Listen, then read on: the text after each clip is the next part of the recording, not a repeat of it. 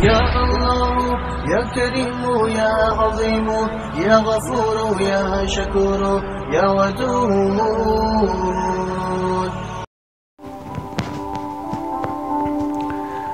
हुजूर सल्लल्लाहु अलैहि वसल्लम फरमाते हैं कि जब बेटा या बेटी, लड़का या लड़की, मर्द या औरत 10 साल के हो जाएं, तो उनके बिस्तरों को अलग कर दो।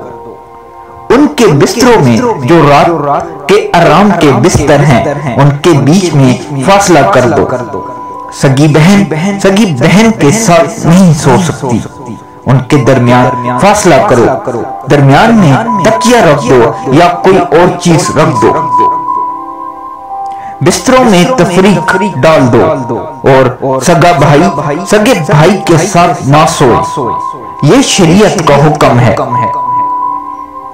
जिन लोगों को नफ्सियात का तजुर्बा है, उनसे पूछें कि इसमें कितना राज है, शरीयत के इस हुक्म में क्या शफकत और रहमत है।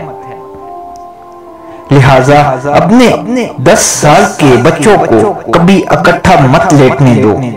बीच में कोई चीज हाल रख दो। ऐसे ही अपनी सगी बेटियों को भी जब 10 साल की हो जाएं, तो उनके बिस्तर अलग कर दो।